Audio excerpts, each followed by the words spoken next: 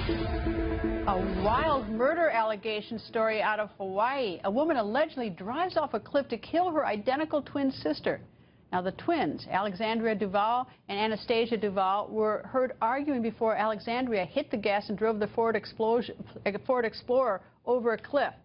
Anastasia was killed, and now Alexandria is charged with second-degree murder. Alan Aquina heard the car slam into the rocks below and saw the incredible carnage. He joins us via FaceTime. Good evening, sir. Good to be with you, Greta. Tell me what you saw, and also tell me what the scouts who were with you. I think they saw a little bit more than you did. What happened? Yes, they did. So I was with a group of 15 scouts, and we had part of them out on the point. We were fishing, so we were facing the cliff, and then we had two of our leaders and two of our scouts that were in a van headed into town, and they were the last ones to see them before they went over the cliff. And what they explained to us was that the two sisters were stopped and parked in the middle of the road. And if you know the roads to Honda, they're very narrow, so they couldn't pass. So they were about 40 feet from them. And what they witnessed was that there was some screaming and fighting and pulling of hair. And what they noticed was the driver had the presence of mind to turn off the hazard lights, put it in drive, and they hit the gas and they sped up and went right by our van. And about 60 feet after that, went off the cliff, and apparently there was no brakes involved, and it was just horrific.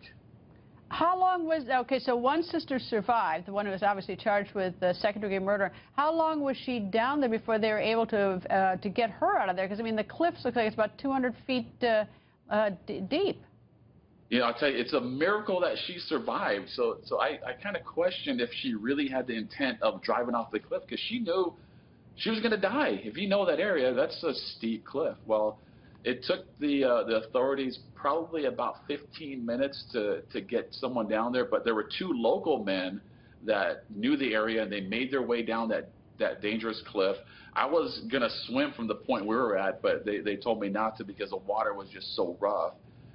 And we could see from the top the driver sticking a hand out, or it was an airbag or something, trying to signal to let us know that she was alive. So it was a miracle. You know, the first report said that the surviving twin, the one who's now charged second-degree murder, that she was in critical condition. That's the first thing I read. Then I read something else that said she was being held in jail without bond. Do you know anything about? Are you hearing anything about her? Yeah, I talked to the detective in charge, and they had to arrest her before she was trying to leave the state. But apparently she only had an arm sling, and he said there was nothing wrong with her, that she had to stay in the hospital. So, again, that was quite the miracle for her to be alive. Oh, what a terrible scene. And I feel terrible for those scouts that had to see that. How are your scouts doing? You know, they're tough. They look like they're going to power through it, and just a tough situation to be in.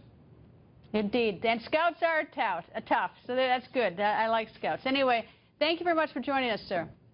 You're welcome.